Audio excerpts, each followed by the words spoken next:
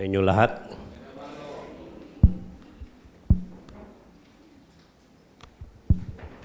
Tama niyo ako sa prayer dahil pagod. Meron po isang preacher na nagsabi, every time na magpipreach siya, ang iniisip niya ay yun ang huling araw niya na magpipreach siya. At sabi niya, si Richard Baxter, I am preaching like a dying man to the dying man. Ang layunin niya, kaya niya sinabi yun, bibigay niya ang lahat ng buong isip niya, puso niya, kaluluwa niya, lakas niya, para lang meron siyang masagip. Para yung mensaheng yun ay may masagip na baka meron ng napapahamak o nawawala o mamamatay na ay maligtas pa. Kaya kung yun ang isa sa mga damdamin ng pastor, sana sa inyong pakikinig, isipin nyo na yan na rin ang huling araw ng pakikinig nyo. Para maibigay nyo yung buong lakas para sa kapurihan ng Panginoon. Basahin natin ang ating teksto sa unang Juan, 5 kabanata, talatang 11 hanggang 13. Babasahin ko po sa Tagalog. Sabi po rito, at ito ang patotoo. Ipinagkaloob sa atin ng Diyos ang buhay na walang hanggan, at ito'y makakamtan natin sa pamamagitan ng Kanyang anak. Kung ang anak ng Diyos ay nasa isang tao, ay ano raw, mayroon siyang buhay na walang hanggan. Ngunit kung wala sa Kanya ang anak ng Diyos, ay wala siyang buhay na walang hanggan. Sinusulat ko ito sa inyo upang malaman ninyo na kayong sumasampalataya sa anak ng Diyos ay may buhay na walang hanggan. Manalangin tayo. Ama namin sa langit, samahan niyo po kami muli at bigyan niyo ng tiyaga ang bawat isa sa amin sa pakikinig, sa tulong ng inyong espiritu at ng iyong biyaya. Buksan niyo po ang aming puso at isipan upang maunawaan namin ang kapahayagan ng inyong salita. At ito ay aming maipamuhay tungo sa aming paglagong espiritual. Magligtas po nawa kayo sa mga oras na ito, sa sino mang nais niyong iligtas. At nawa, tanging pangalan lamang ng aming Panginoong Jesucristo, ang aming maitaas. May alay po namin ang aming buong puso, buong isip, buong lakas sa pakikinig ng iyong salita. Ito po ang aming samadalangin sa pangalan ng Panginoong Jesucristo. Amen. Alam niyo, si Apostol Juan na sumulat ng Gospel of John, ang siya ring sumulat ng unang Juan na ating pag-aaralan. Ang pagkakaiba nga lang, ang Gospel of John ay sinulat niya para sa mga mananampalataya at sa mga hindi mananampalataya. Samantalang, itong unang Juan na ating pag-aaralan ay sinulat niya particularly sa mga mananampalataya na. At alam niyo, matanda na siya nang isinulat niya to at siya na lamang ang nabubuhay na apostol na patuloy na nakikibaka sa katotohanan ng Ebanghelyo na pilit binabaluktot ng mga huwad na guro sa kanilang kapanahunan upang iligaw ang mga Kristiyano. Sa tekstong binasa natin, nakasaad ang layunin kung bakit isinulat niya ang liham na ito. Muli natin buksan sa verse 13 lang. Sabi rito, sinabi sa verse 13, isinusulat ko ito sa inyo. Bakit? Bakit ito sinulat? Sabi dito, upang malaman ninyo, sino yung ninyo? Na kayong mga mananampalataya. Sa anak ng Diyos, na kayong sumasampalataya sa anak ng Diyos ay may buhay na walang hanggan. Bakit kailangan nila itong malaman? Ano ba ang sitwasyon ng mga mananampalatayang sinulatan ni Juan? Alam nyo, historically, sinulat ito ni Apostol Juan sa kapanahon ng winasak ng Imperyong Roma ang templo sa Jerusalem, AD 70, kung saan ito ay kinamatay ng mahigit sa 1,000,000 Hudyo. At ang pagkahuli ng mahigit sa 40,000 iba pa. At ang mga Kristiyano naman na nakatakas ay nangalat sa iba't ibang bahagi ng Asia Minor, mga bansa sa Asia Minor, dahil sa matinding pag-uusig. Yun po yung kalalagayan nila. At sa Asia Minor, na ngayon ay mas kilala sa bansang Turkey, kung saan sila ay nanghalat, alam niyo ba na dito'y talamak ang iba't ibang huwad na katuruan ng Gnosticism, Ebionism, Cyrentianism at Docetism.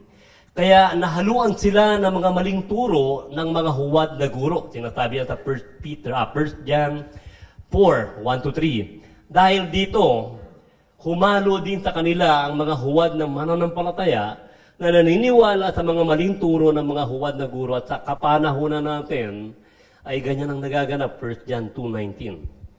Kaya, nagkaroon sila ng kalituhan at pagdududa kung sino ba talaga ang tunay na naligtas. Lahat ay nagsasabing sila ay ligtas.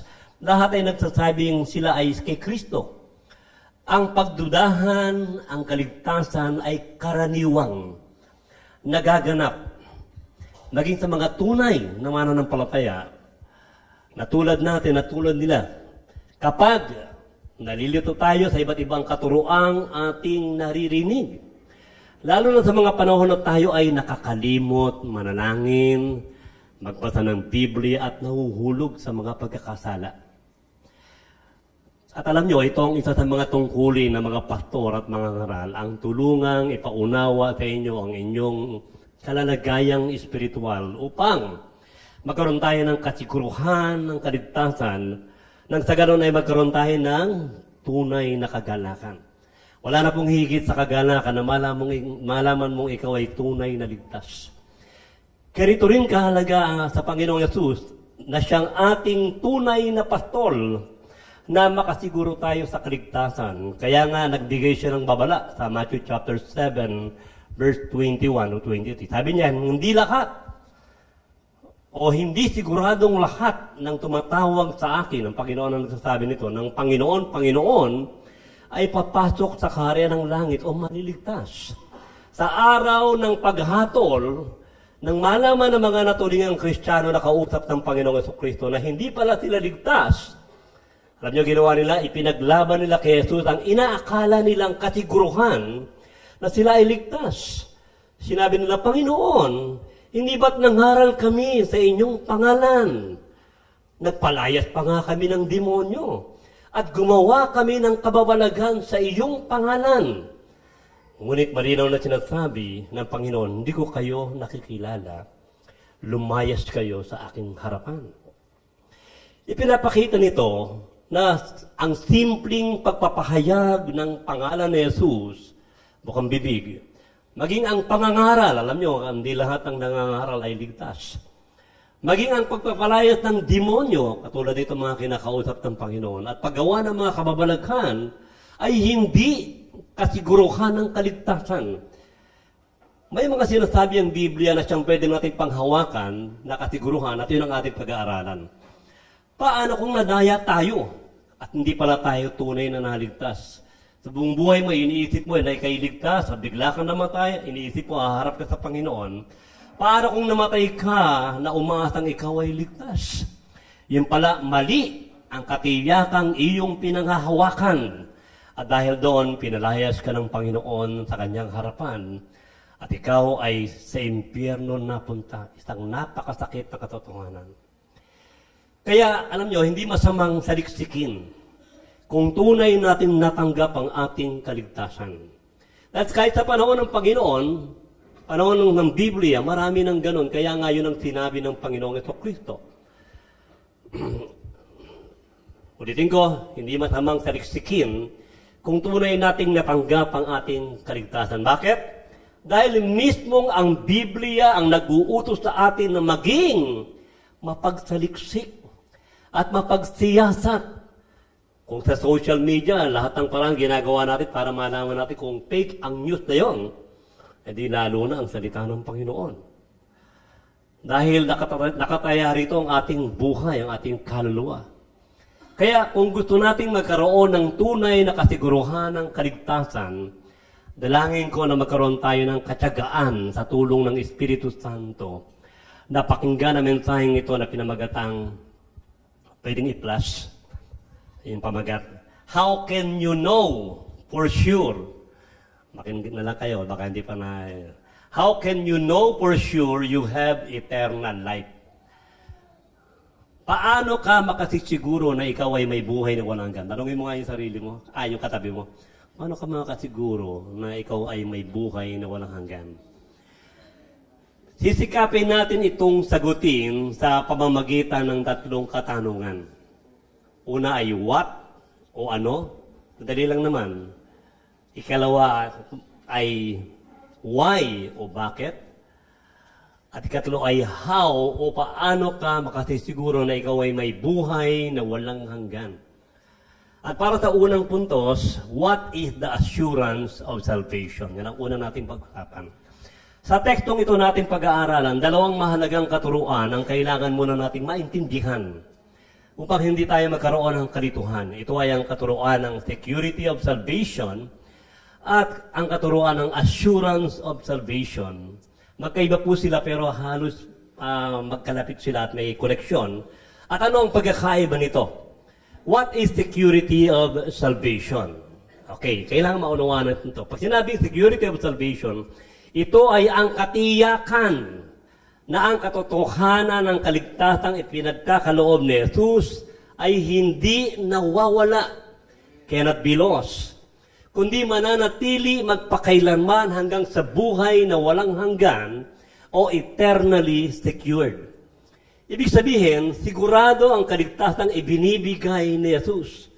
Ngunit ang hindi sigurado ay kung sino ang nakatanggap nito ng personal.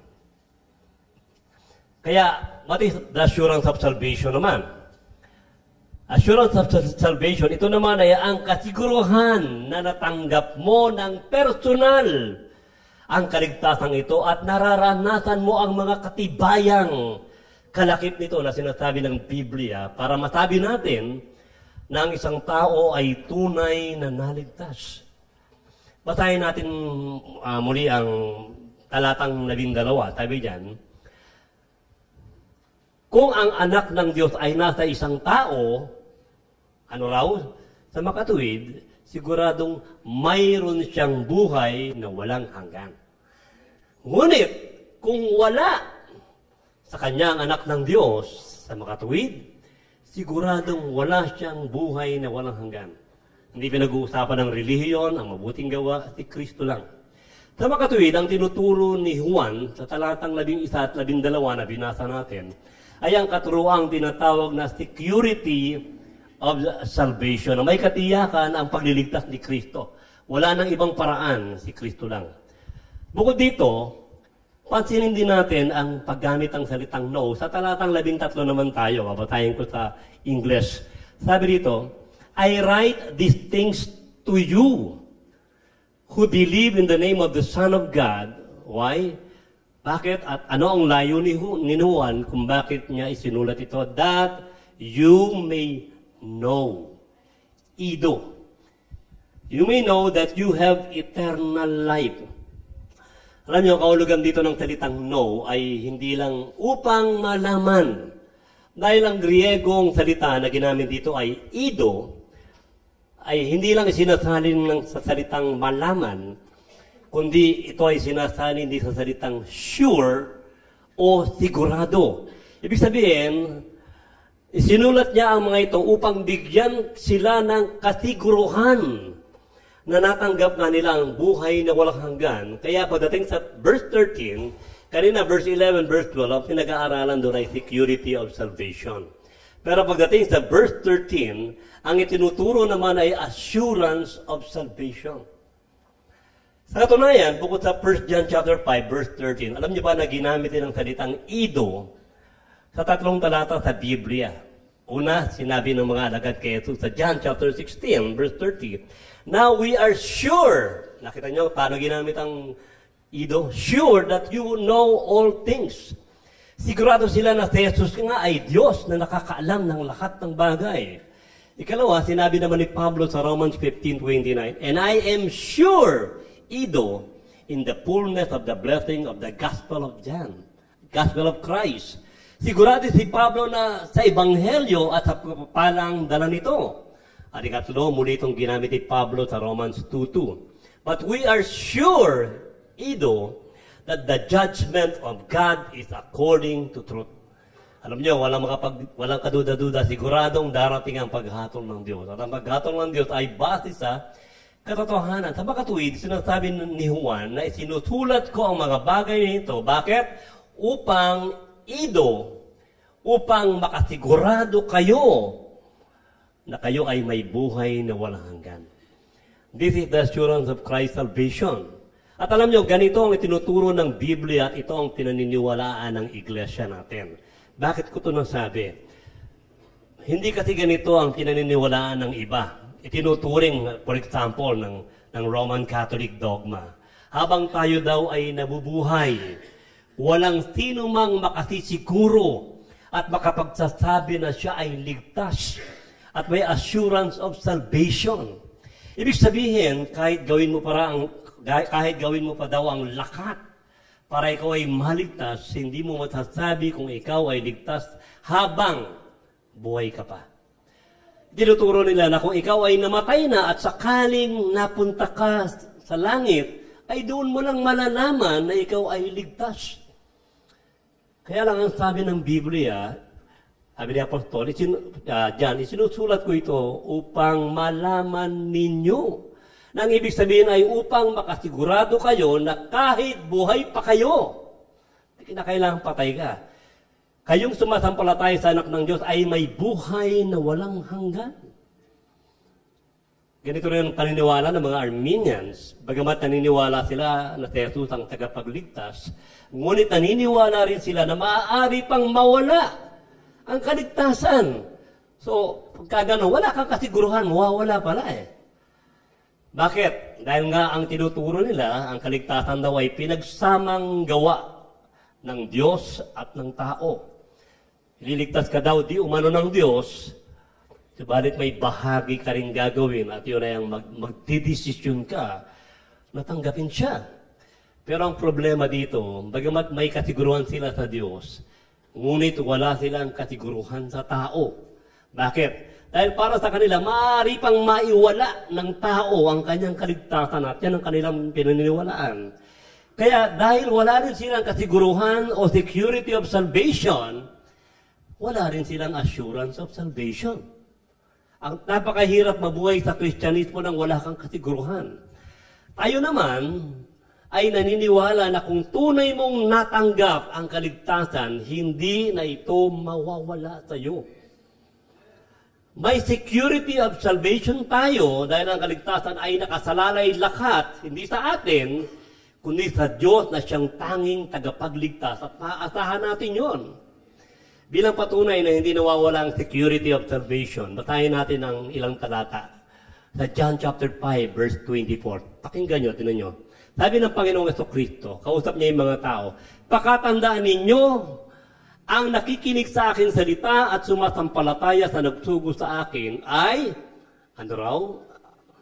Ang hindi pa natin mababago. Ano yung bagay na hindi natin mababago? May buhay na walang hanggan. Hindi sinabing magkakaroon ka pa lang at hindi sigurado, kundi may buhay kang walang hanggan. Ikalawang katotohanan, sinabi rin dyan, sigurado at hindi magbabago ito, hindi na siya hahatulan. Kung Kristiyano ka na, huwag kang matakot sa paghatol ng Diyos. Hindi ka nahahatulan, sabi ng Panginoong Jesucristo. O hindi ka napaparusahan. Bakit? Dahil lahat. Bakit di tayo paparusahan? Dahil lahat ng parusa sa ating kasalanan na dapat nating matanggap ay ano? Ay tinanggap at binayaran ng lahat ni Jesus para sa atin. Kung may utang kang 5,555, walang butal doon, walang sobra. Binayaran lahat ng Panginoon yan. At ikatlong katotohanan, hindi na mababago itong katotohanan to. Sa halip, sabi dyan, ay inilipat na siya sa buhay na walang hanggan mula sa kamatayan. Ibig sabihin, kung inilipat ka na ng Panginoon sa buhay na walang hanggan, hindi na magbabago ang pasya ng Panginoon at mananatili ka na doon kung totoo kang naligtas. Pwede ba yung inilipat ka, pabalik ka ulit? Nagkamali ang Diyos, ganon? Ganito rin ang sinasabi ni Jesus sa atin, sa mga mananampalataya na tinuturi niya mga tupa. Sinabi niya sa John chapter 10, verse 28. Sabi niya, at sila'y, yung mga tupa, mga mananampalataya, binibigyan ko ng walang hanggang buhay. Ano yung binibigay ng Panginoon sa atin? Ibig sabihin, ang buhay o ang kaligtasan ito na binibigay ng Panginoon ay walang hanggan. At anong ibig sabihin ng walang hanggan? Walang katapusan at hindi pansamantala, hindi napuputol at hindi nawawala. Naunawaan niyo ba yun? Kaya sinabi pa niya, at kailanmay, yung mga naligtas ay hindi malilipon kailanman o mapapahamak. Ibig sabihin, may kasiguruhan ka sa kaligtasan at tinan niyo sabi pa ng Panginoon. At hindi sila aagawin ng sino man sa aking kamay. Sinasabi sa iyo ng Panginoon, sino makakaagaw sa iyo sa aking kamay? Hawak kita. Ibig sabihin ng sino man, walang sino man, maging ang sarili mo o maging ang demonyo na magagawang agawin o alasin tayo sa buhay na walang hanggan na ipinagkaloob sa iyo ng Panginoon. Ay, ganyan po yung katiyakan. Ibig sabihin, walang makakaagaw sa iyo sa pag-iingat ng makapangyarihang kamay ni Jesus. Kung ikaw ang kumakapit sa Panginoon, maaari kang mangalay, manghina, o makabitaw. Pero kung ang makapangyarihang kamay ni Jesus ang kumakapit at nag-iingat sa iyo, hindi ka niya bibitawan kailanman. At walang makakaagaw sa iyo. Meron ba bang kapangyarihan na hihigit sa kamay ni Jesus? Wala na. Sinabi pa ni Jesus sa John chapter 6, verse 37, ang lahat ng ibinibigay sa akin ng Ama, alam niyo ba, hindi tayo makakalapit sa Diyos kung hindi tayo ibibigay ng Ama. Ang lahat ng ibinibigay sa akin ng Ama ay siguradong magsisilapit sa akin. At ang lumalapit sa akin ay sa anumang paraan ay hindi ko itataboy. Walang totoong ibinigay ang Diyos kay Kristo na itinaboy ng Panginoon. Ibig sabihin, siguradong tatanggapin siya ni Jesus. Sinabi pa ni Jesus sa verse 39, at ito ang kalooban ng nagsugo sa akin. Ano daw ang kalooban ng Ama sa mga naligtas? Na huwag kong pabayaang mawala ang kahit isa sa mga ibinigay niya sa akin. Siguradong walang mawawala sa sino mang iniligtas ni Jesus. Naunawaan niyo ba ito? Si Kristo na nagsasabi nito, sa halip ay bubuhayin ko siya muli sa huling araw, sa kanyang muling pagbabalik. At yan ang katuruan ng security of salvation. Bilang paglilinaw, bakit kailangan muna nating maunawaan ang pagkakaiba ng security of salvation and true assurance of our salvation? May mga pagkakataon kasi, katulad ngayon, na kapag tinuturo natin ang assurance of salvation at tinuturo natin yung sinasabi ng 2 Corinthians 13:5, examine yourself to see whether you are in the faith, na siyasatin natin kung tunay nga natin natanggap ang buhay na walang hanggan, personally. Alam nyo, kapag sinasabi natin ito, ang akala ng iba, kine-question natin ang security of salvation o ang katiyakan ng kaligtasan na pinagkakaloob ni Kristo. Na ito, di umano, ay hindi sigurado at maaari pang mawala. Hindi po. Hindi po yun ang sinasabi natin. Sigurado ang kaligtasan ibinibigay ni Jesus. Okay? Kaya sa isip-isip ng iba, hindi namin pinagdududahan, Pastor, ang kaligtasang pinagkakaloob sa amin ni Jesus. Tama. Dahil hindi ito mawawala. Pero hindi, gusto kong malinaw sa inyo, hindi ang kaligtasang ibinibigay ni Jesus o ang security of salvation ang kine-question natin. Kundi ang assurance of salvation o kung talaga bang ang kaligtasan ito ay napasa kamay mo. Personal mong natanggap. Dahil may mga panahon na hindi tayo sigurado kung tunay tayong naligtas. At pakiramdam natin ang kasiguruhan ito ay nawawala. Lalo na sa mga panahon tayo ay nagkakasala. At napapalayo sa Diyos. Kaya matapos mong naunawaan ang security of Christ salvation, nais kong malaman mo na hindi sapat na ito ay maunawaan mo. Kundi dapat makasiguro ka rin na personal mong natanggap ang kaligtasan ito o mayroong kang assurance of salvation. Bakit? Maging yung sinasabi ng Panginoon, mga nangaral. Mangangaral na, wala pang assurance of salvation. Nagpapalayas na ng demonyo, gumagawa ng kababalagan, walang assurance of salvation. At kung sigurado ka, ang tanong, nakikita mo ba sa buhay mo ang mga katibayang sinasabi ng Biblia na pag-aaralan natin? Kung gano'n ang tanong ko sa inyo to, bakit may panahon na dumarating sa buhay mo ang pagdududa kung ikaw nga ba ay tunay na naligtas? Sa ilang panahon, parang napakalakas mo sa pananampalataya. Punta rito, punta ron. Masaya ka nagpupuri at nananalangin, sumusunod sa salita ng Diyos. Tapos, bang! Biglang-bigla na lang, mahuhulog ka sa kasalanan na di mo naisip na mangyayari. Manghihina ka, hindi ka na makapanalangin, at nawawala na ang gana mo sa pakikinig ng salita ng Diyos. At doon, nanakaw na ang iyong kasiguruhan. Bakit? Naitanong mo ba sa sarili mo, bakit nangyayari ito sa akin? Ligtas ba akong talaga at may buhay na walang hanggan? Kaya matapos nating sagutin ang tanong na what o ano, ang susunod na tanong ay lilinawin natin ay why o bakit. Why people lack the assurance of salvation? Bakit kailangan tayo makasiguro sa buhay na walang hanggan? Sagot. Dahil nabubuhay tayo sa mundong ito na halos lahat ay walang kasiguruhan. May AI na ngayon. Mga false news. Hindi mo na alam kung ano ang sigurado. Sinabi ng Kawikaan 27, talatang 1. Huwag ipagyabang ang araw ng bukas, pagkat di mo alam o hindi ka sigurado kung ano ang magaganap.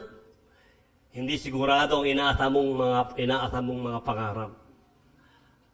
Ang makatapos ng pag-aaral, ang magandang trabaho, ang magkaroon ng sariling buhay at bahay at magandang pamilya. Sinabi rin ng Santiago 4, talatang 14, hindi nga ninyo alam o hindi ka sigurado kung ano ang mangyayari sa inyo sa araw ng bukas. Kanina nagising tayo. Anong una niyo sinabi? Salamat, Panginoon. Kasi pagtulog ka, hindi mo alam kung magigising ka pa eh. Tama? Walang sigurado. May kaibigan ako, palagi ko sinasabi to, 17 years old, napakagandang lalaki, ang kapal ng bigote niya, kilay niya. Pagkasama namin siya lang ang nagugustuhan ng babae, kami hindi. Isang araw, uminom siya ng 2 boteng beer, sang gabi pala. Kinabukasan, di na siya nagising, patay na siya. Napakagandang lalaki, sabi ko, sayang ang buhay.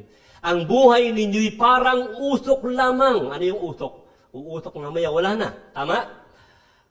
Sandaling lumilitaw, sandali lang, at agad nawawala. Sinasabi nito, kung sakali mang dumating ang inaasam mong pangyayari, ano ba, meron ka mga inaasam, okay, dumating sila. Isa pa ang hindi sigurado, ay kung buhay ka pa, kung dumating yon. Baka nagpayaman ka at sino ang nakinabang ng kayamanan mo kapag dumating ito. Kaya sinasabi nila na isa lang daw ang sigurado sa mundong to. Sinasabi nila. At ano raw yun? Ang kamatayan. Lahat mamamatay. Pero paano kung namatay ka na, ang tanong ay, hindi ka naman siguradong ligtas. Hindi pa rin sigurado kung saan ka mapupunta. Sigurado ang kamatayan, pero sa kabilang buhay, hindi ka sigurado kung saan ka mapupunta kung hindi ka naligtas. Langit ba o impyerno? Anong ilang dahilan kung bakit nawawala ang kasiguruhan natin sa kaligtasan? Number 1, cannot fully understand Christ's redemption. Minsan, sa pagmamadali natin ma-share ang gospel, iniisip natin na sa kamay natin to at baka bukas ay hindi na natin siya makita. Minamadali natin na para bang nakasalalay sa atin ang pag-share ng gospel at hindi sa Espiritu Santo. Kaya merong time, hindi rin sigurado yung taong yun kung naligtas siya. Minsan gumagamit tayo ng tinatawag na logic. Sabihin natin, limbawa, itong verse na binasa natin. O, nakita mo, sabi dito sa 1 John chapter 5, verse 13. Ang sino mang pinananahanan ng anak ay may buhay na walang hanggan. That is major premise. Ang sino mang pinananahanan ng anak ay may buhay na walang hanggan. Ang tanong, nung tinanggap, di ba pinanggap po si Jesus ngayon? Di ba? Dinanahan na ngayon sa iyo si Kristo. Tama? Minor premise. Conclusion, Therefore, may buhay kang walang hanggan. At binibigyan natin siya ng kasiguruhan. Mali po yun. Bakit? Ang pwede lang magbigay ng kasiguruhan ay ang Biblia at ang Espiritu Santo. Kaya lang sa pagmamadali natin, ang problema doon sa logic na yon, hindi tayo sigurado doon sa minor premise.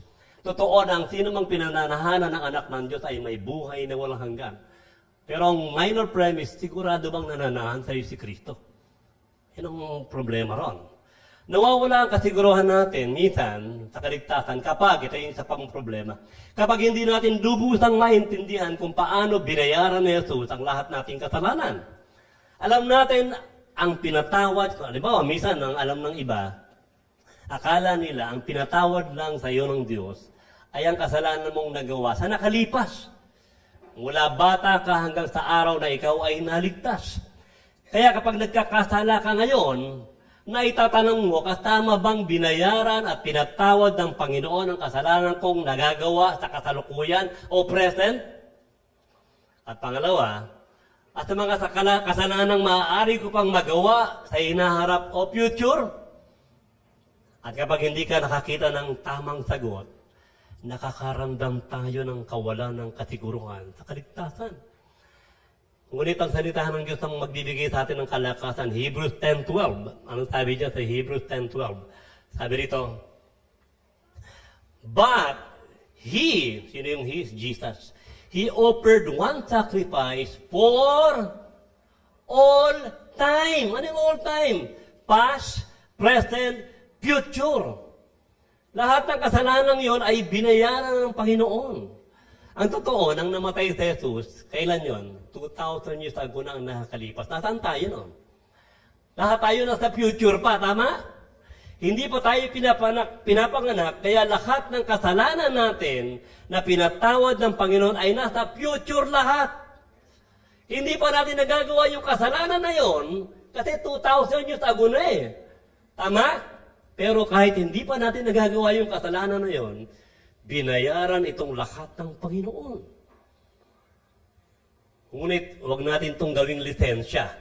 Na dahil binayaran na pala ng Panginoon ang lahat kong kasalanan, therefore, kahit pala gumawa ako ng maraming kasalanan, ay may kasiguruhan na ako. Magkaiba po yun. Dahil kung tunay kang naligtas, hindi mo na naitin ang palaging bumalik sa kasalanan. Tama? Number 2, galing pananaw, cannot do what you desire to do. Nang maligtas tayo, alam nyo, binigyan tayo ng Panginoon ng bagong puso, bagong spirito. Ezekiel chapter 36. Wala dyan, 25 to 27. Kaya nandoon ang pagnanasa natin gawin ang ayon sa kalooban niya. Pagnanasa. At hindi gawin ang hindi na ayon sa kalooban niya. Kaya kapag ang tama na gusto natin gawin ay hindi natin nagagawa, sa halip, ang mali na hindi natin gustong gawin, ang siya nating nagagawa, anong nararamdaman natin? Nakakaramdam tayo ng kawalan ng kasiguruhan. Ba't ganito ako?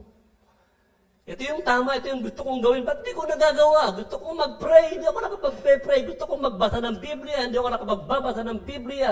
At nalulungkot ka, itong mga ginagawa ng mundo, ito yung ayaw kong gawin. Pero ito yung nagagawa ko. Ngunit ganito ang tunay na naranasan ng isang ligtas.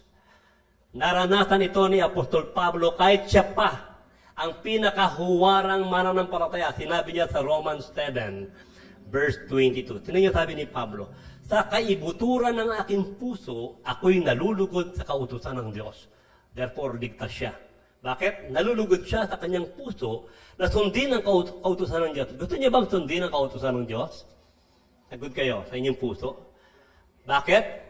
Kapag gusto mo yan, dahil ligtas na siya at binago na ng Diyos ang kanyang puso. Ang isang di mananampalataya, wala siyang pagnanasang sundin ang kalooban ng Panginoon.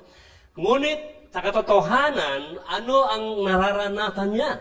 Sinabi niya sa Romans 7, verse 19.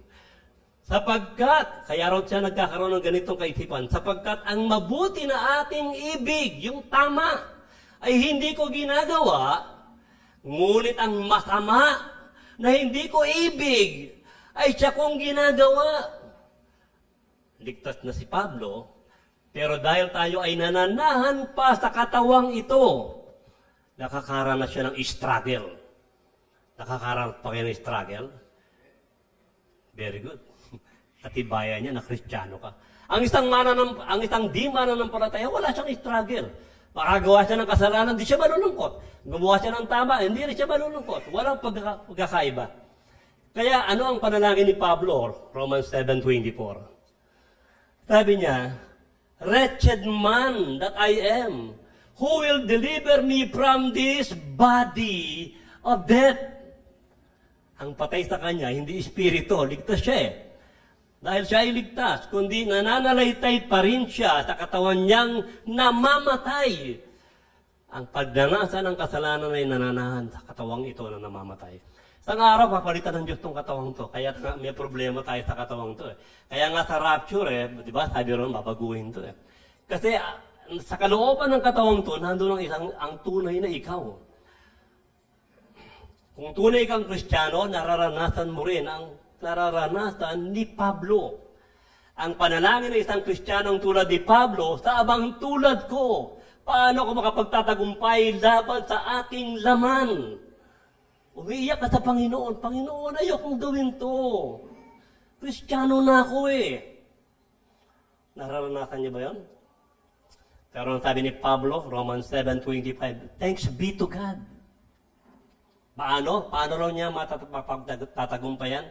Through Jesus Christ, our Lord. Ligtas siya, sabi niya, ano tawag niya sa Panginoon? Our Lord. Si Jesus ang kanyang Panginoon at inaasahan. Alam niyo, wala tayong pwedeng asahan kundi ang panalangin kapag dumarating sa atin ang pagkakataong yan. Pangatlo, cannot see the hands of God in trials. Ito ang isang problema kapag nakakaranas tayo ng matitinding trahedya, kahirapan at pagsubok sa buhay. At hindi natin nakikita ang pagkilos ng kamay ng Diyos na para bang iniiwanan tayo ng Panginoon. Ano nangyayari? Nawawala rin ang kasiguruhan natin sa kaligtasan. Pero alam niyo ang totoo, imbis na madismaya tayo kapag nangyayari ito, ito pa nga ang isa sa kasiguruhan natin na tayo ay ligtas. Alam niyo kung bakit? Tingnan niyo ang Santiago 1, verse 2. Mga kapatid, magala kayo. Sino kausap niya? Mga kapatid. Kristiyano. Mga kapatid, magala kayo. Hindi malungkot. Kapag kayo'y dumaranas ng iba't ibang uri ng pagsubok, masakit na ngayon nangyayari, hindi pa malulungkot. May namatay na nga, may napahamak na nga. Bakit daw? May matindi na nga problema sapagkat, bakit daw dapat ay malungkot? Sapagkat alam ninyong, nagdudulot ito ng, panghihina ba? Nagdudulot ito ng katatagan. Sa inyong pananampalataya, nung natulog ang bahay namin, lalo ako nagtiwala, Panginoon, hindi ako titingin sa material na bagay. Okay lang yung mga nawawalang yan. Ang mahalaga, hindi nawawala ang kaligtasan ko. Ganun sa 1 Peter 1:7, sabi dito, ang ginto, bagamat nasisira, ay pinapadaan sa apoy ng pagsubok. Bakit daw? Upang malaman kung talagang dalisay. Alam niyo, yung ginto, pag dinaan mo sa apoy, matutunog yan, pero ginto pa rin siya, matutunaw lang. Pero yung kahoy, daan mo sa apoy, magiging abo, mawawala. At sabi niya rito, gayon din naman ang inyong pananampalataya na higit na mahalaga kaysa ginto ay sinusubok. Sinusubok ng mga problema sa buhay upang malaman kung ikay talagang tapat at ligtas. Kasi kung hindi ka totoong Kristiyano, pagka nakaranas ka ng ganong problema, hindi ka na magsisimba. Hindi ka naman nanalangin, hindi ka nagpapatuloy sa Panginoon. Pero bakit hanggang ngayon narito ka? Sa kabila ng mga matitinding problema. Pangapat, cannot accept forgiveness. Kapag naligtas na tayo, ngunit naaalala pa rin natin at inuusip pa rin tayo ng ating mga konsensya sa mga nagawa nating mabibigat, katumpa-tumpa at nakaririmarin na kasalanan, naisip natin hindi pa tayo lubusang napapatawad ng Diyos dahil sa kabigatan ng kasalanan nating nagawa. Kaya, pag nangyayari ito, nakakaramdam tayo ng kawalan, ng kasiguruhan, ng kaligtasan. Ako, marami akong kalokohang ginawa ng araw. Pag naaalala ko, Panginoon, salamat na lang niligtas mo ko. Kung sasabihin ko sa inyo, baka hindi kayo maniniwalang dapat akong maging pastor. Pero sa biyaya ng Panginoon. Ngunit, tandaan niyo to, hindi ang ating pakiramdam ang batihan ng kapatawaran ng Diyos, kundi ang kabayaran ng dugo ni Jesus, na higit na mahalaga kaysa nagawa mong kasalanan. Hebrews 8:12, anong sabi ng Panginoon? Sapagkat ako'y magiging mahabagin sa kanilang kalikuan. Tayo yon. At ang kanilang kasalanan ay hindi ko aalalahanin pa. Kalilimutan ko na. Subalit tayo, ayaw natin malimutan. Anong ilustrasyon ng ginamit ng Biblia para sabihin sa atin kung paano nililimot ng Diyos ang ating mga kasalanan? Kahit gaano pa ito kabigat. Awit 103 verse 12. Kung gaano kalayo ang silangan sa kanluran, alam niyo po ba ibig sabihin? Sabi sumisikat ang araw dito. Sa lumulubog doon. Hindi po mundo ang pinag-uusapan yan. Universe. Ganun kalayo ang universe. Hindi po mundo lang, ha? Pag sinabing kanluran, silangan, gaano kalayo yon? Ito yung sukat ng universe. Ano raw ang ginawa ng Panginoon? Kung gaano kalayo ang silangan sa kanluran, gayon din niya inialis, inilayo sa atin ang ating mga kasalanan para hindi mo na maalala. Alam niyo, minsan yung relos ko kapag di ko nakita, nakakalimutan ko, kaya wala akong relos. Oh. Lapit-lapit lang naman ang relos ko. Lalo pa yung kasing haba ng universe, inilayo tayo ng Diyos yung kasalanan mo. Tapos maya-maya lang, naaalala mo na naman. Alam niyo ba na walang bagay ang hindi kayang makalimutan ng Diyos? Dahil siya ay Diyos. Ngunit mayroong isang bagay na itinakda niyang kalimutan. At yun ay ang kasalanan mo. Ikaw naaalala mo siya, hindi. Ayaw niyang kalimutan. Hindi dahil sa hindi niya kayang kalimutan, kundi itinakda niyang kalimutan. Panglima, cannot remember the date of salvation. Cannot remember the date. Kailan ba ako naligtas? Naku, hindi ko na maalala, therefore hindi ako ligtas. Pwede ba yun? Kapag hindi natin naaalala ang saktong araw o panahon na tayo ay naligtas, kasi iba, di ba, nag-pray ako, tinas ako ng kamay, nasan ba ako noon? Naisip natin na baka hindi pa talaga tayo naliligtas dahil dito, nakakaramdam tayo ng kawalan ng kasiguruhan sa kaligtasan. Sino sa inyo ang magsasabi na dahil hindi ko matandaan kung kailan ako ipinanganak, hindi ako sigurado kung talagang buhay ako ngayon? Sino? Sino sa inyo? Hindi mahalaga kung kailan. Ang mahalaga, nakita mong binago ka ng Diyos. At ang buhay mo ay patuloy na binabago ng Diyos. Yung bata, alam niya ba kung kailan siya pinanganak? Kung hindi pa sabihin ng nanay niya. Tama? Number 6, convicting preaching. Kapag nakakapakinig ka ng mabibigat na pangangaral patungkol sa mataas na pamantayan ng Diyos sa banal na pamumuhay, tagos pusong nangungusap sa budhihi mo, kung saan nakikita mo at nag-aalala ka maging sa pinakamaliit mong kasalanang nagagawa, at kapag nano ka sa preaching na yon, nakakaramdam tayo ng kawalan ng kasiguruhan sa kaligtasan. Katulad ng pangangaral ko. Bakit pagka nagpipreach yung pastor, masayang-masaya kami? Pero pagka si Pastor Jerry, parang palaging nag-aano yung budhi ko kung ligtas ba ako. Masama ba ito? Hindi po. Dahil ang pulpito, ang siyang lugar na dapat maghayag ng kabanalan ng Diyos. Ang ganitong uri na pangangaral ay hindi naglalayong paghinain ka. Sorry po. Hindi ko kayo gustong saktan. Kundi gisingin tayo kung nagiging komportable tayo at walang ingat sa ating pamumuhay. Upang makita natin ang tunay nating kalalagayan sa harapan ng Diyos. Nang sa gayon ay lalo nating makilala ang ating sarili, maituwid ang ating pagkakamali at naisin nating lalong lumago. Tama? Ulitin natin. Review. Cannot fully understand Christ's redemption. Cannot do what you desire to do. cannot see the hands of God in trial, cannot accept forgiveness, cannot remember the date of salvation, and convicting preaching. At ngayon naman, dumako na tayo sa pinakatampok na bahagi ng ating pangaral. How can you know for sure you have eternal life? Matapos nating malaman ang mga bagay na nakapagbibigay sa atin ng kawalan ng kasiguruhan ng kaligtasan, na nagiging dahilan ng ating kalungkutan minsan. Sa kabilang banda, kung malalaman mo ang tunay na katibayan ng kaligtasan, ito naman ang siyang pagmumulan ng iyong kagalakan. Uy, ligtas pala ako. May mga palatandaan na sinasabi ang Biblia na sigurado. Ibang mga palatandaan alam natin, hindi sigurado. For example, nangangaral. Ibig sabihin, ligtas yun? Paano yung mga kulto?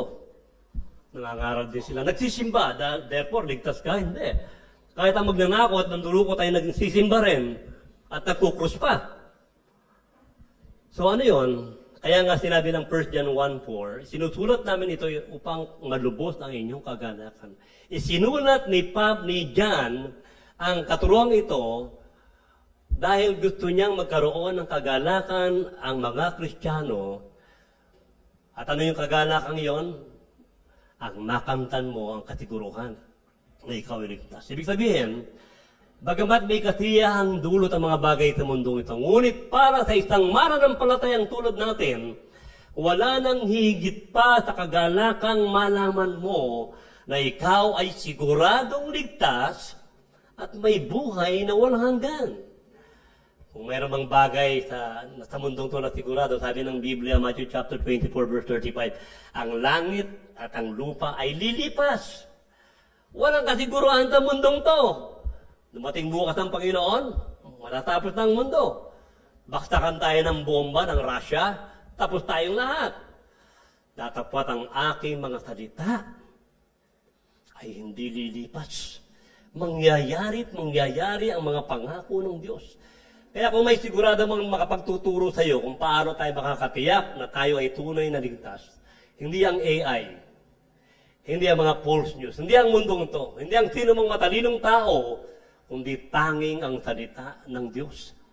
Balikan natin ang 1 John 5:13. Sabi diyan, isinusulat ko ito sa inyo upang malaman ninyo na kayo may buhay na walang hanggan. Bakit sinabi ni Juan, isinusulat ko ito sa inyo? Ano yung ito na tinutukoy ni Juan? Ito ay ang kabuuan ng kanyang liham mula kabanatang 1 hanggang 5. Kung saan nakapaloob, tingnan nyo, nakapaloob ang walang kadudadutang mga katibayan na ang isang tao ay tunay na naligtas.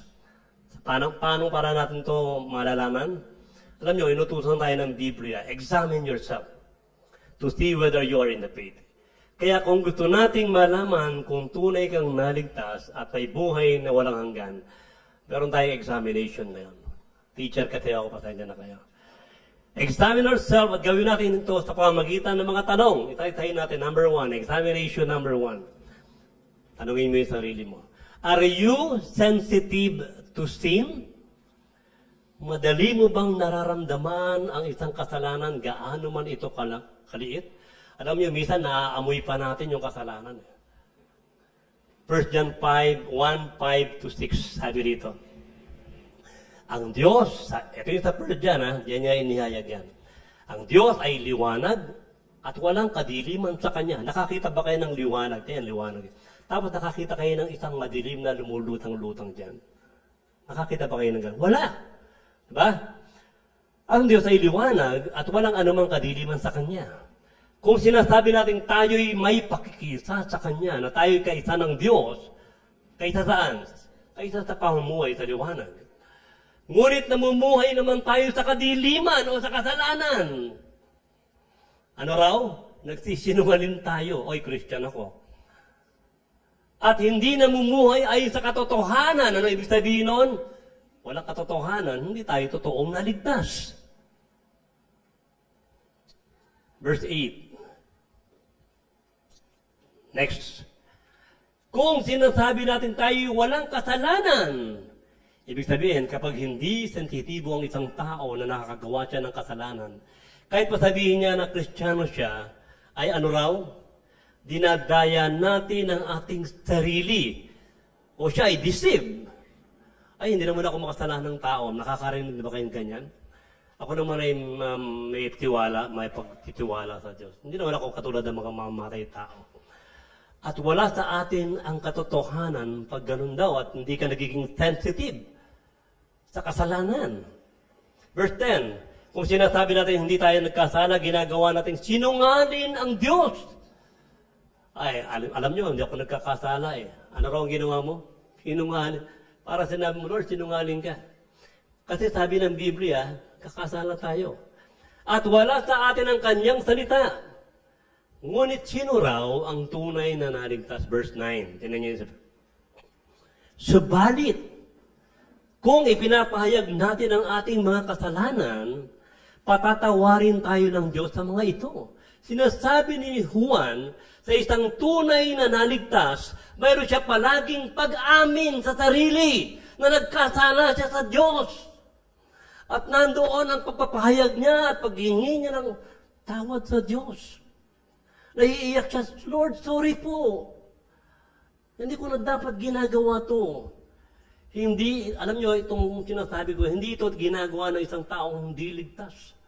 Ang maiyak sa Panginoon dahil nagkasala siya. 1 John chapter 2, verse 1. Mga anak, sinusulat ko ito sa inyo upang huwag kayong magkasala. Ibig sabihin, hanggat maaari, ang kalooban ng Diyos, huwag tayo magkasala. Ngunit, tingnan niyo sumunod, kung magkasala ang sino man, ano ibig sabihin nun? Ibig sabihin, sa katotohanan, kahit gusto ng Diyos na tayo ay huwag magkasala, maaari pa rin tayo magkasala. Pero wala bang gagawin ng Diyos? Hindi. May ginawa ang Diyos. May ginawa sa Jesus. Sa Jesus na nanalangin sa atin. May tagapagtanggol tayo sa Ama. Sa Yesu Kristo ang matuwid. Kaya, pagka nagkasala tayo, sabihin ng Panginoong Yesu Kristo sa Ama, Ama, papaalala ko lang, binayaran ko na yung kasalanan niya. Pati yung future. Ang tunay na mananampalataya ay humihingi ng habag kay Jesus. At Jesus naman ang nagtatanggol sa atin sa harapan ng Ama na tayo ay patawarin niya. Kaya salamat sa Panginoon, meron tayong tagapagtanggol. Parang si Attorney Peter. Kung may kaso ka, wala kang attorney, wala, kulong ka na agad.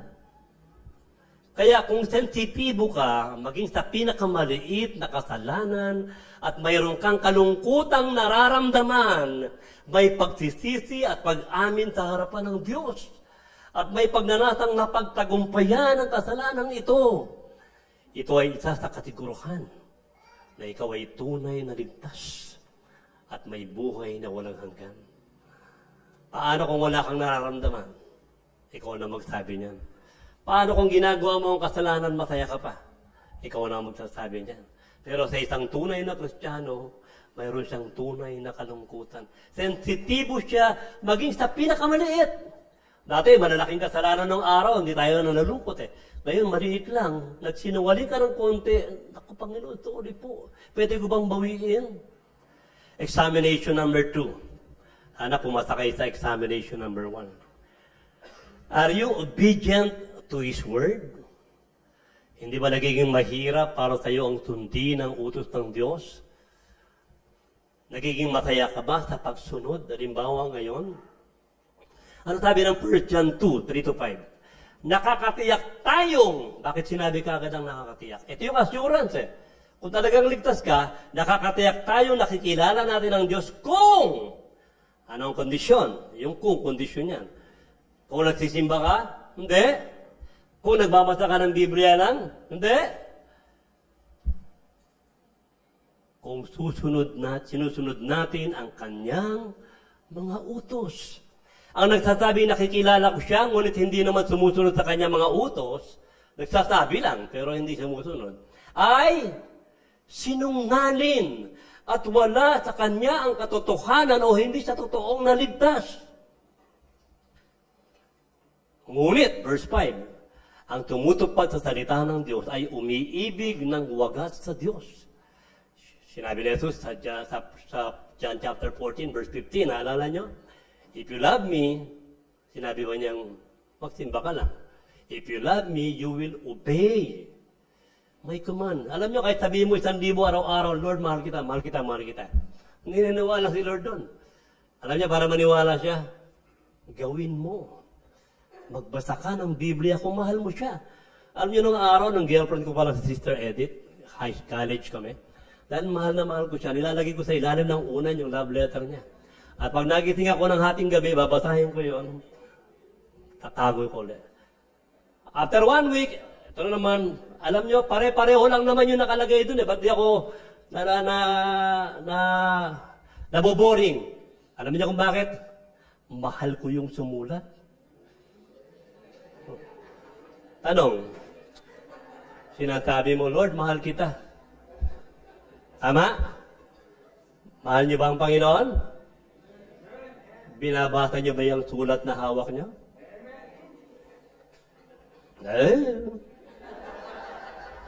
If you truly love me, you will obey my command. Sa ganito, ano sabi? Sa ganito, sa pamamagitan ng pagsunod, nalalaman natin na tayo talagang nasa Kanya. Lord, bakit ganito ako? Hindi ako masunurin sa'yo. Ligtas ba ako? Bakit pag may nakatingin lang, susunod ako, pero pag walang nakatingin, si Satanas ang kasama ko. Kung hindi nagiging malaking issue sa'yo, ang pagsunod ng Diyos, masaya ka sa pananalangin, pagbabasa ng Biblia, pagsamba, pagbibigay, paghahayo, pamumuhay sa kabanalan, at nasusunod mo ito dahil mahal mo si Jesus. At dahil ayaw mo siyang suwayin, ito ay malaking patunay na ikaw ay tunay na naligtas. Alam niya, pag mahal na mahal niyo ang tao, mag-iingat ka sa kilot mo, sa maging sa salita mo. Tama, baka ma-open mo siya eh. Tayo ba ganun sa Panginoon? Nag-iingat ba tayo sa kilos natin? Kasi nakikita niya tayo, ano man ang ginagawa natin. Examination number 3. Sana nakapasa kayo sa examination number 2. Are you rejecting worldliness? Ang tinutukoy dito na dapat nating taligdan ay hindi ang mundong to na nilikha ng Diyos na napakaganda. Ang tinatanong dito ay kung minamahal mo ba ang makasalanang sistema, pagnanasa at pamamaraan ng mundo kaysa sa Panginoon? Verse 15. Sabi diyan, huwag ninyong ibigin ang sanlibutan o ang mga bagay na nasa sanlibutan. Kailangan lang natin sila, pero huwag mo ilagay ang puso mo ron. Dahil pagka nawala yan, mawawala na rin yung puso mo. Bakit daw?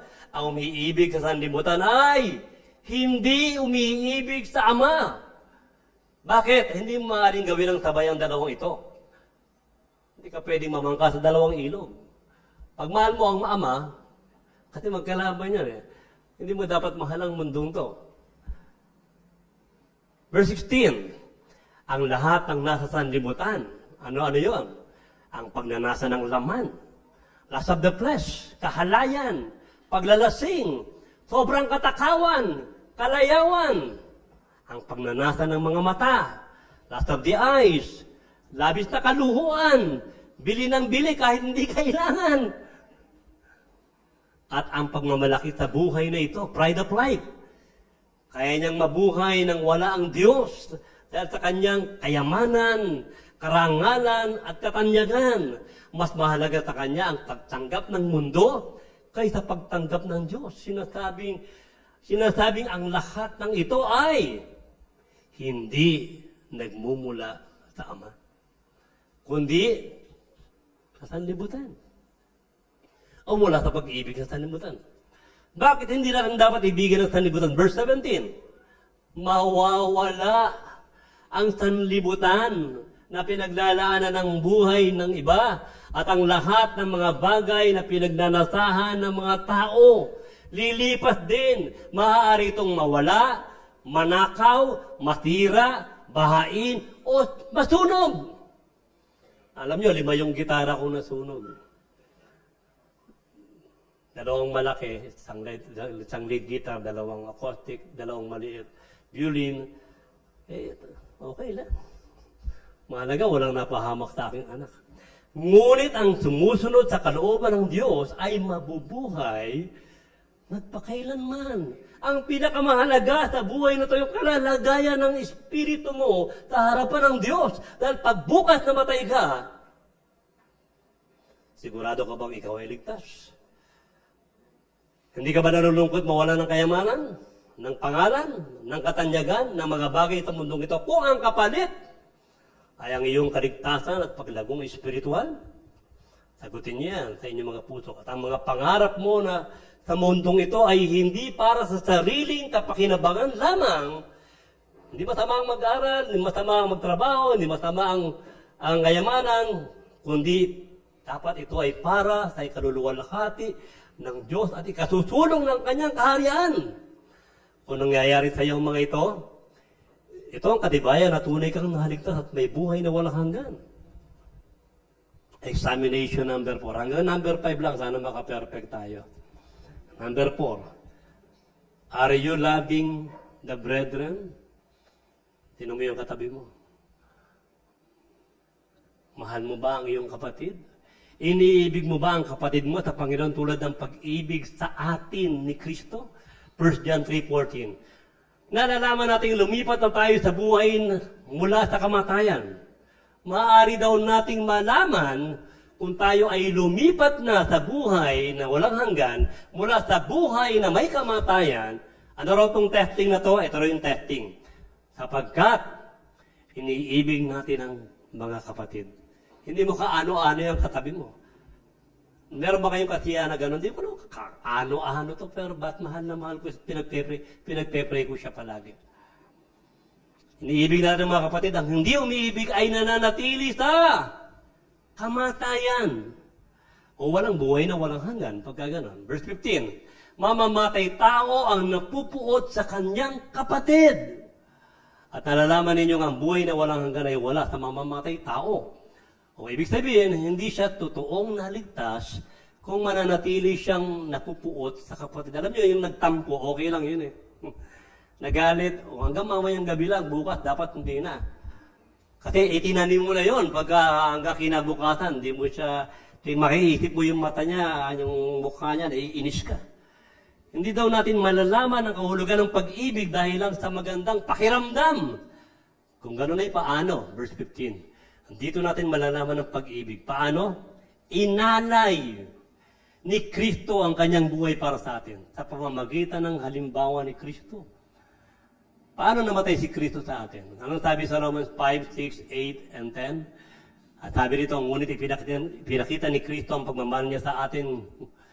Namatay siya noong tayo ay mga kaaway pa ng Diyos.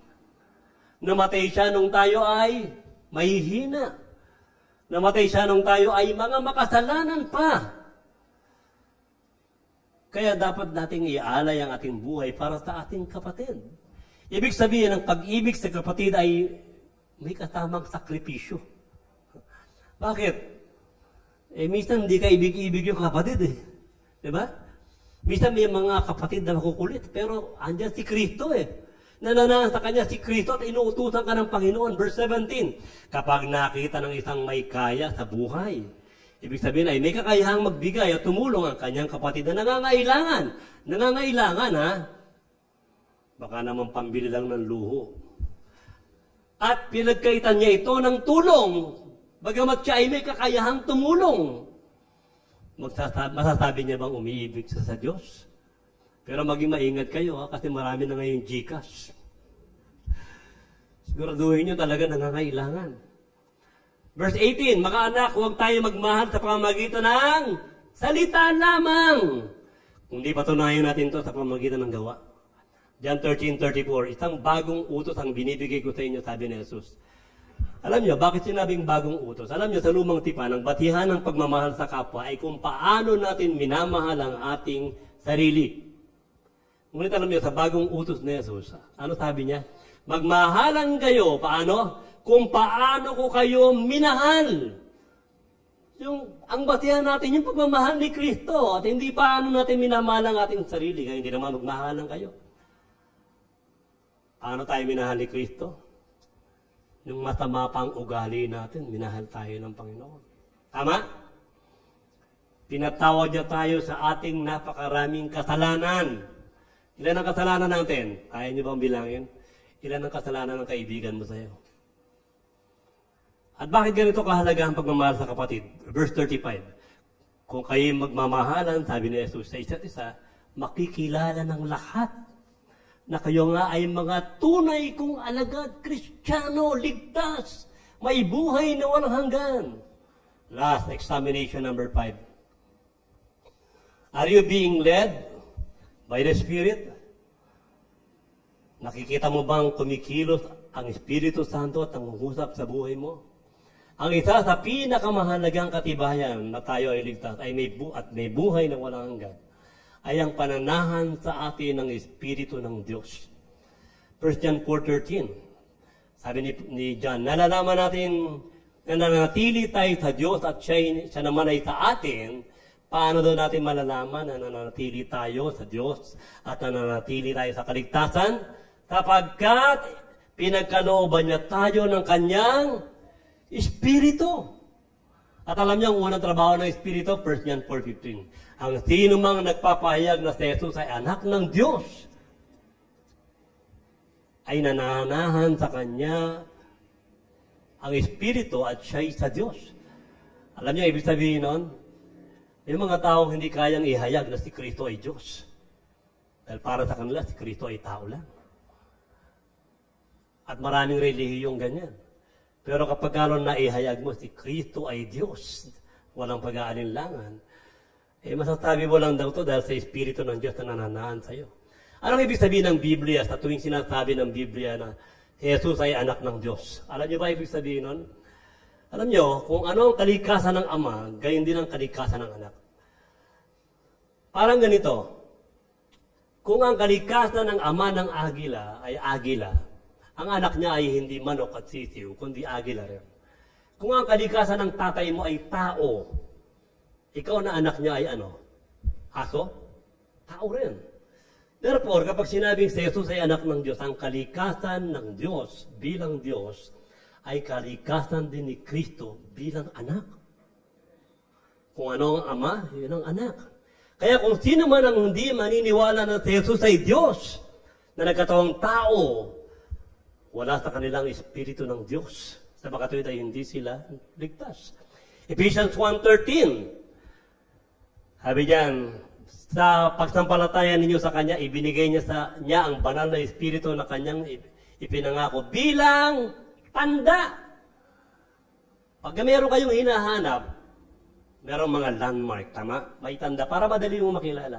Ano ang ibig sabihin ng tanda? Na pagmamayari na siya ng Diyos. Kung may Espiritu Santo ka, yan ay palatandaan na ibinigay ng Diyos na ikaw ay pag-aari niya. Wala na makakaagaw sa'yo. May tatak na to. Verse 14, ang banal na Espiritu ang katibayan na matatanggap natin ang mga pangako ng Diyos sa kanyang mga anak. At anong pangako ng Diyos? Buhay na walang hanggan. Kung may Espiritu Santo kang naranasan sa buhay mo, therefore, meron kang buhay na walang hanggan. Roma 8:16. Ang Espiritu rin ang nagpapatotoo kasama ng ating Espiritu na tayo mga anak ng Diyos. Kapag nagdududo ka, kang anak ka ng Diyos, manalangin ka, Lord, banal na Espiritu, iparamdam mo sa aking anak mo ko. Romans 8:9, kung wala sa isang tao ang Espiritu ni Kristo, pakinggan nyo, hindi kay Kristo ang taong iyon. Nakita nyo? O hindi siya pag-aari ni Kristo. Matthew 7:17, naalala nyo ito, wala po yan dyan. Mabuti ang bunga ng mabuting puno, sabi ni Kristo. Ay, nandiyan pala. Mabuti ang bunga ng mabuting puno. Subalit masama ang bunga ng masamang puno. Ang katibayan na nasa atin ng Espiritu Santo, tayo ay namumunga sa Espiritu. Tanongin niyo ang sarili niyo. Galatians 25:22. Subalit ang bunga ng Espiritu ay, kanina sinabi natin, pag-ibig. May pag-ibig ba tayo maging sa kaaway? Kagalakan, masaya ka ba kahit may problema? Kahit mga dumaraan ka sa mga pagsubok, dahil alam mong pinatitibay ng Panginoon ang iyong pananampalataya. Kapayapaan, payapa ka ba kahit nagkakagulo ang mundo? Pagtyaga, matyaga ka ba nag-aaral at nakikinig ng preaching?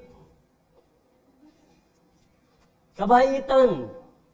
kabutihan, katapatan, kahinahunan, may pagpipigil ka ba sa sarili?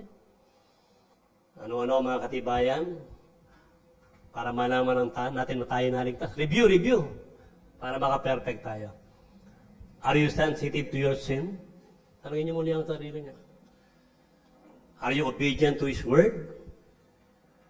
Are you rejecting worldliness? Na hindi ko sinasabi na kamuhian natin ang mundo to. Ang sinasabi yung makasalanang sistema ng mundo. Are you loving the brethren? Mamaya, hindi tayo makaalis kasi mahal na mahal natin ang ating mga kapatid. Kailangan may chika-chika. Are you being led by the Spirit? Manalangin tayo. Aming Ama sa langit, salamat po sa kapahayagan ng iyong salita. Tulungan niyo po kami na siyasatin namin palagi ang aming buhay sa tulong ng iyong Espiritu at salita. Kung nagaganap sa buhay namin ang mga katibayan, na kami ay tunay na naligtas at may buhay na walang hanggan.